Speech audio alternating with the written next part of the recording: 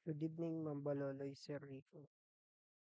Today, I'm gonna discuss about connection server Windows 7, connecting server Windows 7, Windows XP, and Windows Server 2008.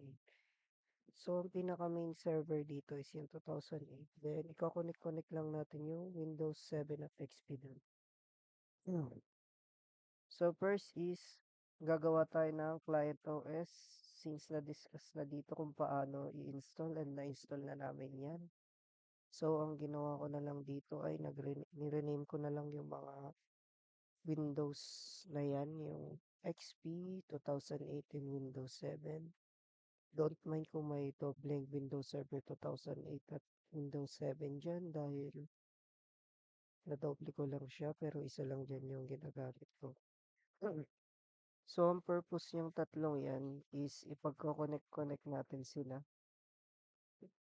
through the use of Windows Server 2008. Si-centralize natin sila lahat. And ang gagamitin natin para ma-centralize yun is yung server domain using DHCP server. So, meron tayong important things na kailangan tandaan bago tayo magsimula para gumawa doon. So, next, ang una is dapat may naka-install na tayong DHCP server.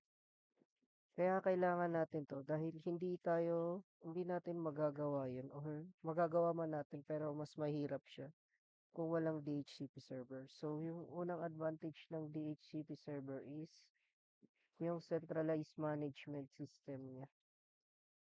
Pag na-config mo na kasi yung DHCP server, yung mga management of IP address assignment niya, this makes it a lot easier to monitor and manage the IP address allocation, list time, and network configuration from a single interface. So, ayun nga, malilesen yung time na pag-config natin sa allocation dun dahil centralized na siya dito.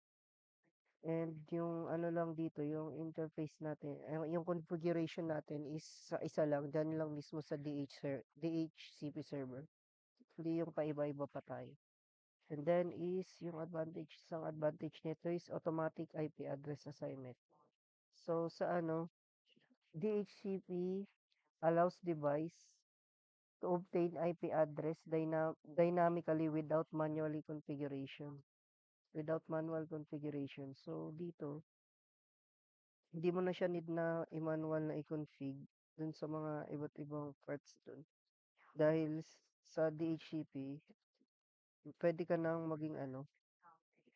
pwede na ma-automatic ma-assign yung mga IP addresses mo. Tapos, last is reduce configuration errors. So, yun nga, since yung manual IP addressing assignment can lead to configurations errors such as duplicate address or incorrect subnet assignment. So, dahil dito sa DHCP, it reduces the likelihood of such error by automating the process and ensuring that each device receives a unique IP address with the correct network segment. So, dito kasi, since automatic nga siya, hindi na natin siya manualing ilalagay. Kaya marireduce yung errors natin dyan. So, next is yung sa Windows Server 2008. Yung don't turn off your Windows Server 2008. Ang rason kung bakit, you need to interact with the Windows Server environment. So, pag wala yung Windows Server 2008, hindi ka makakapag-interact sa iba't iba sa server or domain na gagamitin natin. Next is Windows Server domain. So, tulad lang rin ng sinabi ko. Nandito kasi yung Windows Server domain natin. At kung wala yun is hindi natin magagawa yung pinapagawa sa atin. And last is DHCP server configuration. So, dito kasi natin kinoconfig yung DHCP server natin sa Windows Server. Dito natin siya kinakalikot kung may papalitan tayo kung ano man. So, next is mag-start na tayo dun sa kabila. So, connecting the client OS to your Windows Server domain using DHCP. Ensure that your Windows server is configured as a domain controller and has the DHCP role installed and configured. So, dapat sa Windows server natin, yung 2008, naka-install na yung DHCP role doon at naka-config na siya. So, ginawa natin yun last last week. So, kaya hindi ko na ipapakita kung paano natin siya ginawa.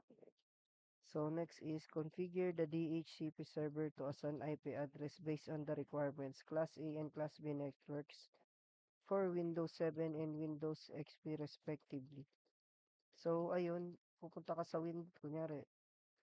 Windows server and i-config mo yung IP address niya doon para makonect ka sa DHCP server dun sa Windows client natin.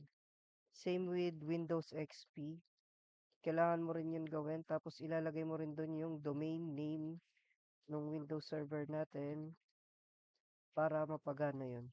And next is configure the network settings on each client OS to obtain an IP address automatically via DHCP. So, yun na nga, i-config natin yung IP addresses natin diyan para para maging connected sila sa isa't isa, yung tatlong yun. Para i para i-config yun, pupunta tayo sa IPv4 at doon natin i-config yung mga IP address na para maging automatically connected tayo via DHCP. So next yung login 5 students account per section per OS. Create student accounts on Windows. So ito nagawa na rin natin to yung pinagawa sa atin ni Sir Rico na multiple bulk na mga students. So ayun, meron na siyang nakagawa. So ilalag ina lang natin siya.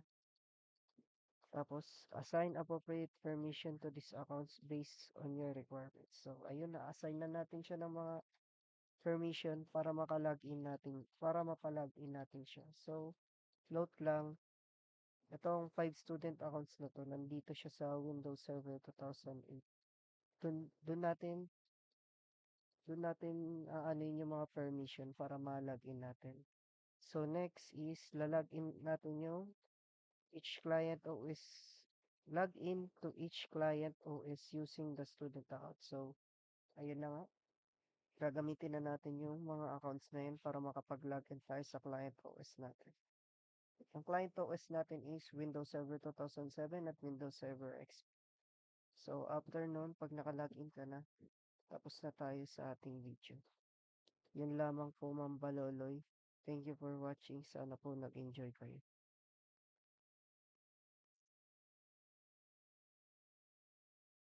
So, this is my continuation of my basics. So, gaya nga ng sinabi ko, yung need na nakabukas dapat lagi yung Windows Server 2008 para ma-access natin yung ibang Windows Server. Like this. Ayan. Laging nakabukas yung Windows Server 2008. At tsaka, pag in-access ko yung XP, dapat nakabukas yung 8. Ganun rin dito sa 7. So, dito, na-explain ko na to sa mga unang beses na explanation ko. So, ito yung ilalagay ko na IP address. IP address 192.168.20.255 subnet, default, and server DNS server. Ganun din sa XP ko. And after dyan is yung ilalagin na natin yung mga student.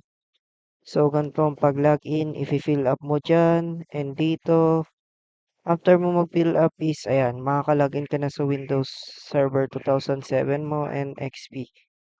So, that's all, ma'am. Thank you for listening. I hope you learned something. Peace out.